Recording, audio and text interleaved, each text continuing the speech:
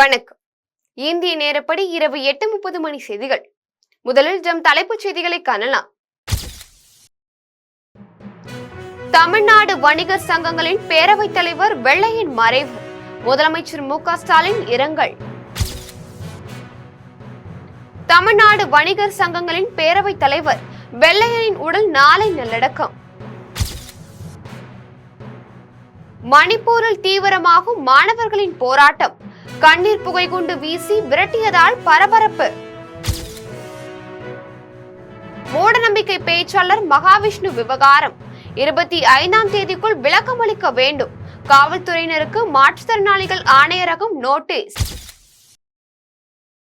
இனி விரிவான செய்திகளை காணலாம். தமிழ்நாடு வணிகர் சங்கங்களின் பேரவைத் தலைவர் வெள்ளையன் மறைவுக்கு முதலமைச்சர் மு.க. ஸ்டாலின் இரங்கல் தெரிவித்துள்ளார்.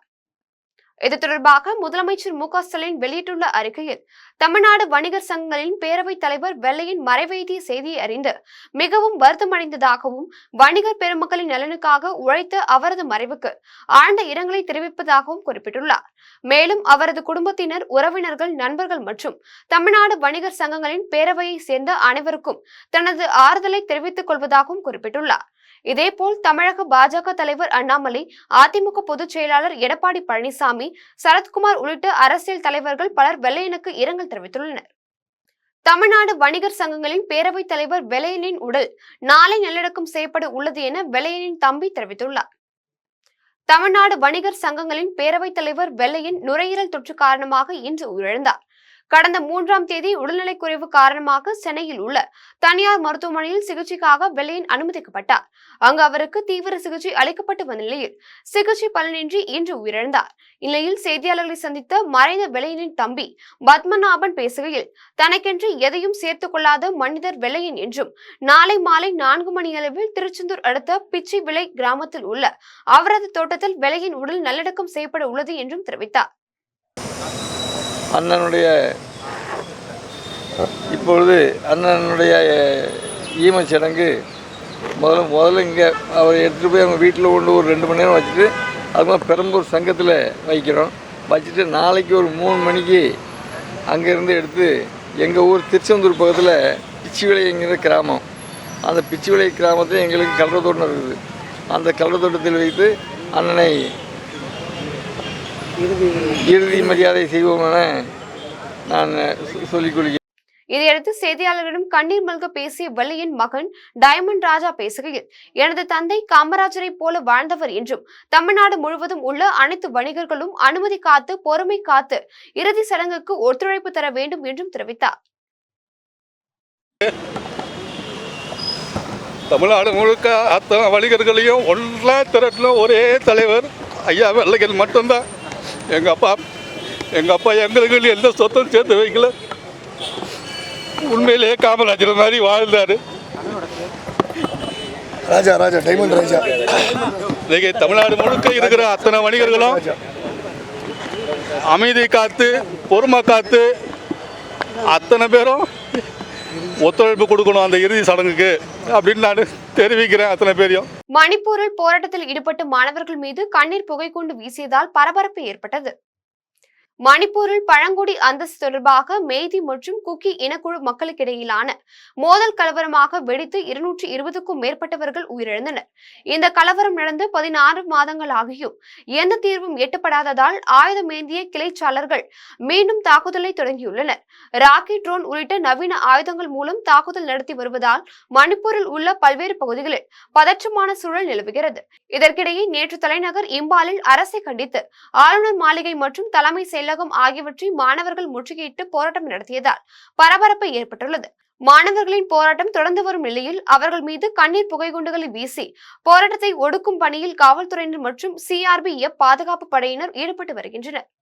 மூடநம்பிக்கை பேச்சாளர் மகாவிஷ்ணு விவகாரம் தொடர்பாக 25ஆம் தேதிக்குள் விளக்கம் அளிக்குமாறு மாற்றுத்திறனாளிகள் ஆணையரகம் காவல்துறையினருக்கு நோட்டீஸ் அனுப்பியுள்ளது. சென்னை சைதாப்பேட்டை மற்றும் அசோக் நகரில் உள்ள அரசு பள்ளிகளில் நடைபெற்ற நிகழ்ச்சியில் பேச்சாளர் மகாவிஷ்ணு மாற்றுத்திறனாளிகளை விமர்சித்து பேசிய வீடியோ சமூக வலைதளத்தில் வைரலாக பரவியது. இந்நிலையில் பொது அமைதிக்கு குந்தகம் விளைவித்தல், அவமதித்தல், வதந்திகள், பொய்யான தகவல்களை பரப்புதல் உள்ளிட்ட பிரிவுகளின் கீழ் சென்னை சைதாப்பேட்டை போலீசார் வழக்கு பதிவு செய்து மகாவிஷ்ணுவை புழல் சிறையில் அடைத்தனர். இந்நிலையில் மாற்றுத்திறனாளி ஆசிரியர் அவமதிக்கப்பட்ட விவகாரம் தொடர்பாக சைதாப்பேட்டை காவல் ஆய்வாளர், பள்ளி தலைமை ஆசிரியர் ஆகியோர் செப்டம்பர் 25ஆம் தேதிக்குள் விளக்கம் அளிக்குமாறு மாற்றுத்திறனாளிகள் ஆணையரகம் நோட்டீஸ் அனுப்பியுள்ளது. தமிழ்நாடு வணிகர் சங்கங்களின் பேரவைத் தலைவர் வெள்ளையனுக்கு நாடார் மகாஜன சங்கத்தின் பொதுச் செயலாளர் கரிகோல்ராஜ் இரங்கல் தெரிவித்தார். தமிழ்நாடு வணிகர் சங்கங்களின் பேரவைத் தலைவர் வெள்ளையன் நுரையீரல் தொற்று காரணமாக இன்று உயிரிழந்தார். கடந்த 3ஆம் தேதி உடல்நலக்குறைவு காரணமாக சென்னையில் உள்ள தனியார் மருத்துவமனையில் சிகிச்சைக்காக வெள்ளையன் அனுமதிக்கப்பட்டார். அங்கு அவருக்கு தீவிர சிகிச்சை அளிக்கப்பட்டு வந்த நிலையில் சிகிச்சை பலனின்றி இன்று உயிரிழந்தார். இவருக்கு பாஜக முன்னாள் தலைவர் தமிழிசை, தேமுதிக பொதுச் செயலாளர் பிரேமலதா உள்ளிட்ட பல்வேறு அரசியல் கட்சி தலைவர்கள் மற்றும் நாடார் மகாஜன சங்கத்தின் பொதுச் செயலாளர் கரிகோல்ராஜ் அண்ணாச்சி ஆகியோர் இரங்கல் தெரிவித்தனர். இந்நிலையில் நாடார் மகாஜன சங்கத்தின் பொதுச் செயலாளர் கரிகோல்ராஜ் பேசுகையில், வணிகர் சங்கங்களின் பேரவைத் தலைவர் வெள்ளையன் வணிகர்களின் வாழ்வாதாரத்தை மேம்படுத்துவதற்காகவும் வணிகர் சங்கத்தை மேம்படுத்துவதற்காகவும் பல்வேறு முன்னெடுப்புகளை எடுத்து வந்தார் என்றும், சாதி மதம் பார்க்காமல் அனைத்து வியாபாரிகளை ஒருங்கிணைத்தவர் வெள்ளையன் என்றும் தெரிவித்தார். தமிழ்நாடு வணிகர் சங்கங்களினுடைய தலைவர் அருமைக்குரிய பாசமிகு அண்ணாச்சி வெள்ளையன் அவர்கள் மறைவு தினத்தை கேட்டு நாடார் மகாஜன சங்கம் சார்பாக ஆழ்ந்த வருத்தத்தை தெரிவித்துக் கொள்கிறோம். பொதுவாக தமிழகத்தை பொறுத்த வரையிலும் அருமைக்குரிய வெள்ளையன் அவர்கள் ஒரு சாதாரண நெல்லை மாவட்டத்தில் தூத்துக்குடி மாவட்டம் அருகில் ஒரு கிராமத்தில் பிறந்தவர். கிராமத்தில் பிறந்து அவருடைய வாழ்க்கையை நகரத்திற்கு சென்றாலும் நகரத்தில் தான் வாழுகின்ற பொழுது வணிகர்கள் படுகின்ற சிரமங்களை முதலில் தெரிந்து கொண்டு அதற்கென்று முதலில் தமிழகத்தில் வணிகர் சங்கம் என்ற ஒரு சங்கத்தை உருவாக்கினார். அதற்கு முன்னால் மதுரை போன்ற ஊர்களில் சேம்பர் ஆஃப் காமர்ஸ் என்றும், விருதுநகர், சிவகாசி போன்ற ஊர்களிலும், சேலம் போன்ற இடங்களில் தனித்தனியாக சேம்பர் ஆஃப் காமர்ஸ்கள் இயங்கிக் கொண்டிருந்தது. அது பெரிய தொழிலதிபர்களுக்கு ஒரு வாய்ப்பை கொடுத்து அவர்களுடைய கோரிக்கையை போராடி கொண்டிருந்த காலத்தில் சிறு வியாபாரிகளுக்கென்று ஒரு அமைப்பு வேண்டும் என்ற எண்ணத்தில் சென்னையில் நடந்த வணிகர்களுக்கு ஒரு பாதுகாப்பற்ற நிலை இருந்தது. அந்த நேரத்தில் அருமைக்குரிய அண்ணன் வெள்ளையன் அவர்கள் உடனடியாக ஒரு அமைப்பை வணிகர் சங்கம் என்று உருவாக்கி புறநகர்களிலும் நகரங்களிலும் உருவாக்கி அனைவரையும் சென்னையில் இணைக்கின்ற பணியை அருமை அண்ணாச்சி வெள்ளையன் அவர்கள் செய்தார்கள். விசிக மது ஒழிப்பு மாநாட்டிற்கு அதிமுகவை அழைத்தது அவர்களின் விருப்பம் என உதயநிதி ஸ்டாலின் தெரிவித்துள்ளார். சிவகங்கை மாவட்டம் விளையாட்டு அரங்கில் நடைபெற்ற தமிழக முதல்வர் கோப்பைக்கான விளையாட்டு போட்டியினை இளைஞர் நலன் மற்றும் விளையாட்டுத்துறை அமைச்சர் உதயநிதி ஸ்டாலின் துவக்கி வைத்தார்.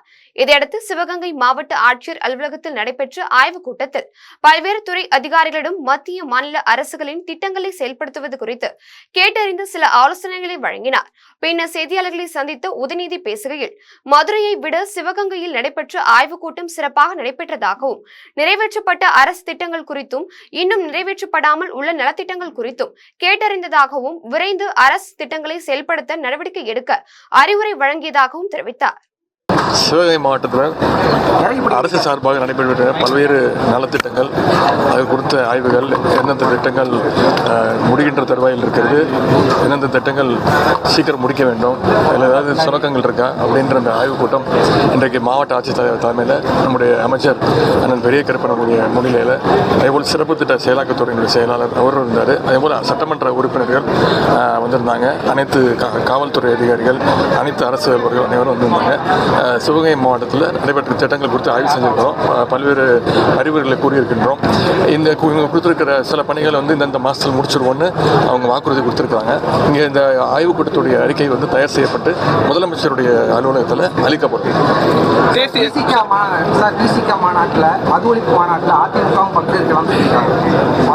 அது அவங்க இஷ்டம், பங்கேற்பது அவங்க இஷ்டம், அவங்ககிட்ட தான் கேட்கணும். மடிப்பாக்கத்தில் நடைபெற்ற திமுக செயல்வீரர் கூட்டத்தில் அமைச்சர் மா சுப்பிரமணியம் கலந்து கொண்டு சிறப்புரையாற்றினார். சென்னை மடிப்பாக்கத்தில் திமுக செயல்வீரர் கூட்டம் 14 மண்டல குழு தலைவர் ரவிச்சந்திரன் தலைமையில் நடைபெற்றது. கூட்டத்தில் சிறப்பு அழைப்பாளராக மருத்துவ மற்றும் நல்வாழ்வுத்துறை அமைச்சர் மா சுப்பிரமணியம் கலந்து கொண்டு சிறப்புரையாற்றினார்.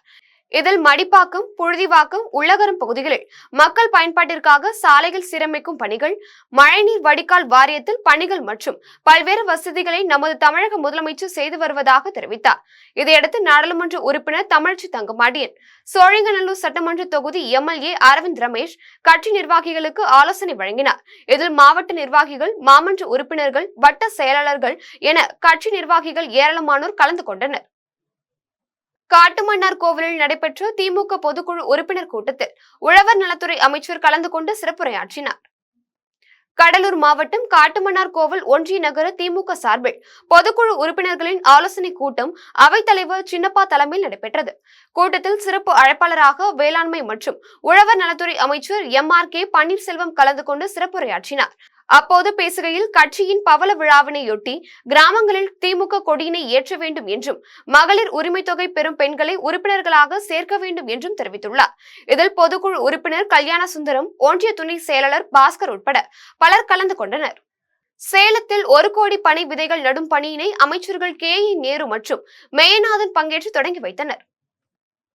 சேலம் மாவட்டம் வீரபாண்டி ஊராட்சி கொப்பம் ஏரி அருகில் 1 கோடி பனை விதைகள் நடும் பணியினை நிர்வாகத்துறை அமைச்சர் KE நேரு மற்றும் சுற்றுச்சூழல் துறை அமைச்சர் மெய்யநாதன் ஆகியோர் கலந்து கொண்டு துவக்கி வைத்தனர். இதையடுத்து செய்தியாளர்களிடம் பேசிய அமைச்சர் மெய்யநாதன், தமிழ்நாட்டில் 21% வனத்தினுடைய பரப்பினை 33% உயர்த்துகிற வகையில் பல்வேறு மரங்கள் நட பணிகள் மேற்கொள்ளப்பட்டு வருகிறது என்றும் தெரிவித்தார். இதுகுறித்து மேலும் அவர் பேசுகையில், மாண்புமிகு தமிழ்நாடு முதலமைச்சர் அவர்களுடைய சிறப்பு வாய்ந்த திட்டங்களில் உண்டான பசுமை தமிழகம் திட்டத்தின் மூலமாக இன்றைக்கு கிரீன் தமிழ்நாடு மிஷன் என்று சொல்லக்கூடிய அந்த திட்டத்தின் மூலமாக தமிழ்நாட்டில் 21% இருக்கின்ற வனத்தினுடைய பரப்பினை 33% உயர்த்துகின்ற வகையில் பல்வேறு இடங்களில் மரங்கள் நடவு செய்கின்ற பணிகளை மேற்கொண்டு வருகிறோம். அதே மாதிரி பொதுமக்களுமே இன்றைக்கு மரங்களை வளர்ப்பதில் எல்லாருமே அதில் ஈடுபட்டதனால் இன்றைக்கு அசுர வளர்ச்சி என்று சொல்லக்கூடிய அளவில் இன்றைக்கு தமிழ்நாடு முழுவதும் மரங்களுடைய அடர்பகுதி அதிகரித்து கொண்டிருக்கிறது. தமிழக முதல்வரை பொறுத்தவரை மகளிர் மீது தனி கவனம் செலுத்துகிறார் என கோவையில் நடைபெற்ற நிகழ்ச்சியில் அமைச்சர் முத்துசாமி தெரிவித்தார். தமிழகத்தில் மகளிர் சுய உதவி குழுக்களுக்கான வங்கி கடன்கள் வழங்கும் முகாமை அமைச்சர் உதயநிதி ஸ்டாலின் தொடங்கி வைத்ததை அடுத்து கோவை நவ இந்தியா பகுதியில் உள்ள தனியார் கல்லூரியில் வீட்டு வசதித்துறை அமைச்சர் முத்துசாமி கலந்து கொண்டு பல்வேறு நலத்திட்ட உதவிகளை வழங்கினார். அப்போது 1727 மகளிர் சுய உதவி குழுக்களுக்கு சுமார் 96.47 கோடி ரூபாய் கடன்களை வழங்கிய பின்னர் நிகழ்ச்சியில் பேசினார். அப்போது இத்திட்டத்தின் மூலம் மகளிர் தங்கள் எதிர்காலத்தை தாங்களே நிர்ணயித்துக் கொள்கின்றனர் என்றும் இந்த திட்டம் கலைஞர் கொண்டு வந்த மகத்தான திட்டம் என்றும் தமிழக முதல்வரை பொறுத்தவரை மகளிர் மீது தனி கவனம் செலுத்துகிறார் என கூறினார். பெண்கள் பாலியல் ரீதியாக பாதிக்கப்படும் போது பாஜக கட்சியினர் மௌனம் சாதித்து வருகிறார்கள் என்று தமிழக மகிழா காங்கிரஸ் கட்சி தலைவர் அசினா சையத் தெரிவித்துள்ளார். தூத்துக்குடி மாவட்டம் சாத்தான்குளத்தில் மகிழா காங்கிரஸ் கட்சி தலைவர் அசினா சையத் பெண்களுக்கு 33% இடஒதுக்கீடு மசோதாவை நிறைவேற்ற வேண்டும், பெண்களுக்கு எதிரான வன்கொடுமைகளை தடுக்க வேண்டும் உள்ளிட்ட கோரிக்கைகளை வலியுறுத்தி நடைப்பயணத்தில் ஈடுபட்டார். இதை ஸ்ரீவைகுண்டம் சட்டமன்ற உறுப்பினர் ஊர்வசி அமுதராஜ் துவக்கி வைத்தார். பின்னர் செய்தியாளர்களை சந்தித்து அசினா சையத் பெண்கள் பாலியல் ரீதியாக பாதிக்கப்படும் போது பாஜக கட்சியினர் மௌனம் சாதித்து வருகின்றனர் என்றும் இதை கண்டித்து தமிழகத்தில் அனைத்து மாவட்டங்களிலும் நடைப்பயணத்தை மேற்கொண்டு வருகிறோம் என்றும் தெரிவித்தார். தர்மபுரி மாவட்ட விளையாட்டு அரங்கில் நடைபெற்ற முதலமைச்சர் கோப்பைக்கான விளையாட்டுப் போட்டிகளை மாவட்ட ஆட்சியர் சாந்தி துவங்கி வைத்தார். தர்மபுரி மாவட்ட விளையாட்டு அரங்கில் முதலமைச்சர் கோப்பைக்கான விளையாட்டுப் போட்டியினை மாவட்ட ஆட்சியர் சாந்தி தொடங்கி வைத்து இறகு பந்தாடினார். இதில் சட்டமன்ற உறுப்பினர்கள் மணி, வெங்கடேஸ்வரன், கோவிந்தசாமி உள்ளிட்டோர் ஒரு புறமும், மாவட்ட ஆட்சியர் SP, MP உள்ளிட்டோர் மற்றொரு புறமும் என இறகுப்பந்து விளையாடினர். முதலமைச்சர் கோப்பைக்கான விளையாட்டுப் போட்டியில் ஆட்சியர், மக்கள் பிரதிநிதிகள் விளையாடியது மாணவர்களிடம் நெகிழ்ச்சியை ஏற்படுத்தியது. தர்மபுரி மாவட்டத்திலிருந்து 19,994 வீரர் வீராங்கனைகள் முதலமைச்சர் கோப்பை போட்டிகளில் கலந்து கொள்ள பதிவு செய்துள்ளனர். மேலும் இதில் வெற்றி பெறும் வீரர் வீராங்கனைகளுக்கு முதல் பரிசாக 3000 ரூபாயும், இரண்டாம் பரிசாக 2000 ரூபாயும், மூன்றாம் பரிசாக 1000 ரூபாயும் வழங்கப்பட உள்ளது. இந்த தொடக்க விழா நிகழ்ச்சியில் SP மகேஸ்வரன், MP மணி, சட்டமன்ற உறுப்பினர்கள் மணி உட்பட பலர் கலந்து கொண்டனர். வாணியம்பாடி அருகே 3 வயது குழந்தை தண்ணீர் தொட்டியில் தவறி விழுந்து உயிரிழந்த சம்பவம் அப்பகுதியில் பெரும் சோகத்தை ஏற்படுத்தியுள்ளது. திருப்பத்தூர் மாவட்டம் வாணியம்பாடி அடுத்த நேதாஜி நகர் பகுதியை சேர்ந்த மணிகண்டன் தமிழரசி என்ற தம்பதியினர் வசித்து வந்தனர். இவர்களுக்கு சர்வேஷ் என்ற ஆண் குழந்தை ஒன்று உள்ளது.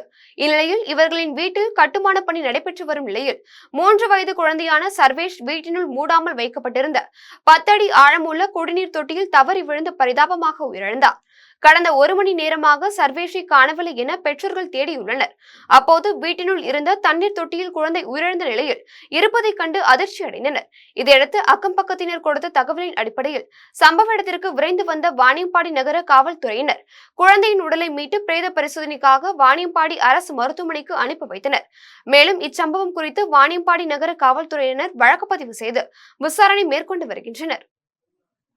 தர்மபுரியில் இளம்பெண் ஒருவர் மர்மமான முறையில் உடலில் காயங்களுடன் இறந்து கிடந்த சம்பவம் அப்பகுதியில் பெரும் பரபரப்பை ஏற்படுத்தியது. தர்மபுரி மாவட்டம் தேவராஜபாளையம் அருகே கோவிந்தராஜ் ஆர்த்தி என்ற தம்பதியினர் தனது 3 குழந்தைகளுடன் வசித்து வந்தனர். இந்த தம்பதியினர் இடையே அடிக்கடி தகராறு ஏற்பட்டுள்ளது. இது சம்பந்தமாக பாப்பிரெட்டிப்பட்டி காவல் நிலையத்தில் உள்ள காவல்துறையினர் பலமுறை இருவரையும் விசாரணை மேற்கொண்டு எச்சரித்து அனுப்பி வைத்துள்ளனர். இந்நிலையில் கோவிந்தராஜின் மனைவியான ஆர்த்தி அவரது வீட்டில் இறந்த நிலையில் உடல் காயங்களுடன் பிணமாக கிடந்துள்ளார். இதையடுத்து தகவலறிந்து வந்த காவல்துறையினர் ஆர்த்தியின் உடலை மீட்டு பிரேத பரிசோதனைக்காக தர்மபுரி அரசு மருத்துவமனைக்கு அனுப்பி வைத்தனர். மேலும் இதுகுறித்து வழக்கு பதிவு செய்து விசாரணை மேற்கொண்டு வருகின்றனர். கள்ளக்குறிச்சி அருகே எந்த அனுமதியும் இல்லாமல் இயங்கி வந்த 6 பள்ளி பேருந்துகள் பறிமுதல் செய்யப்பட்ட சம்பவம் பரபரப்பை ஏற்படுத்தியுள்ளது. கள்ளக்குறிச்சி மாவட்டம் சங்கராபுரம் அருகே உள்ள வடசேமபாளையம் கிராமத்தில் இயங்கி வரும் தனியார் பள்ளியில் சங்கராபுரம் சுற்றுவட்டார பகுதியில் இருந்து 500க்கும் மேற்பட்ட குழந்தைகள் பயின்று வருகின்றனர். இந்நிலையில் குழந்தைகளை பள்ளிக்கு ஏற்றி வரும் பள்ளி பேருந்துகள் எந்தவித உரிமம் இல்லாமல் இயங்கி வந்துள்ளது.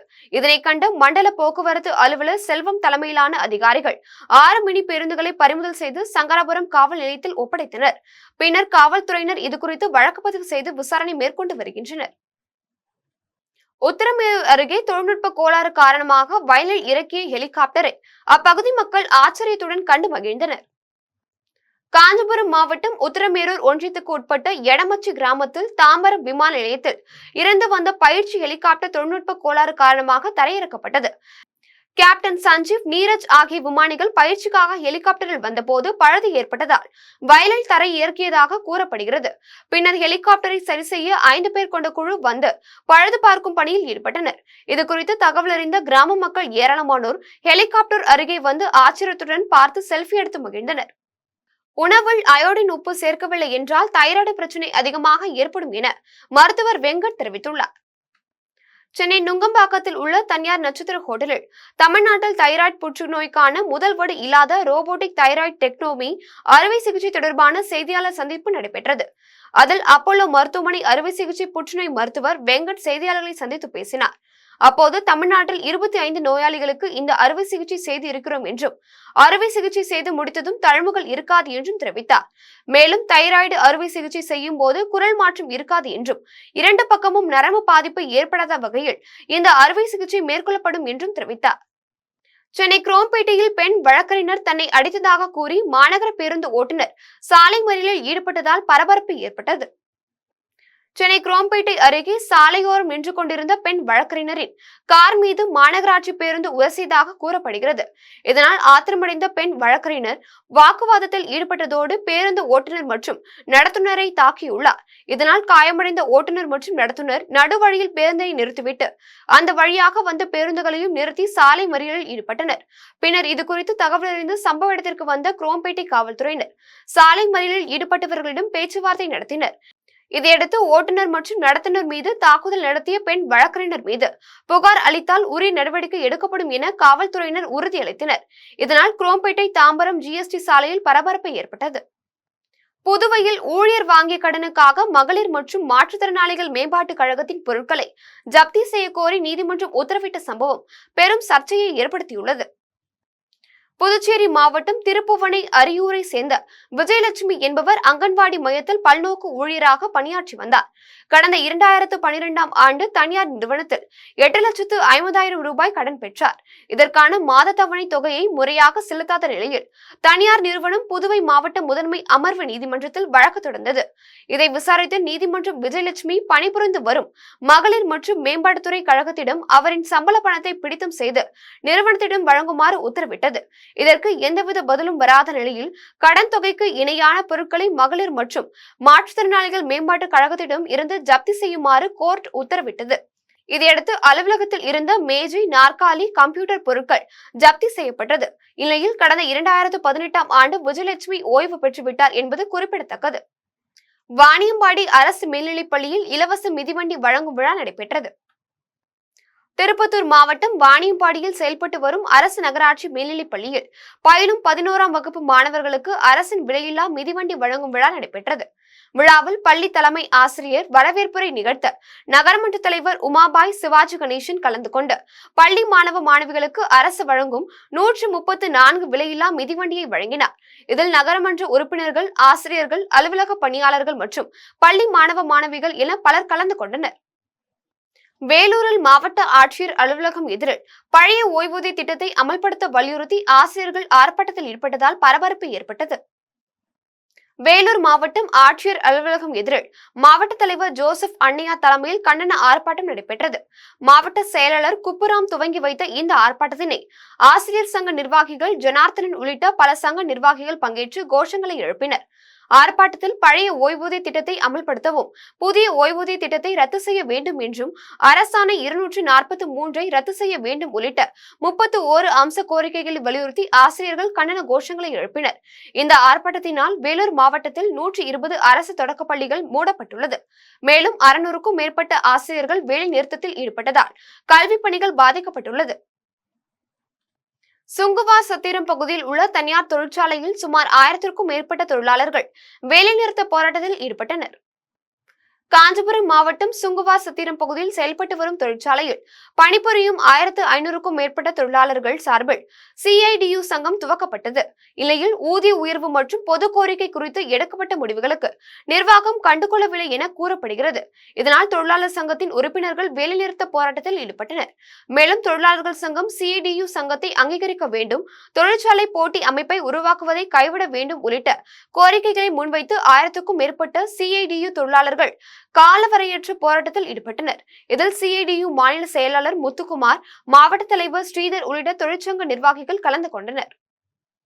செம்மனார் கோவில் ஒழுங்குமுறை விற்பனை கூடத்தில் 750 குவிண்டால் பருத்தி மறைமுக ஏலத்தில் கொள்முதல் செய்யப்பட்டது.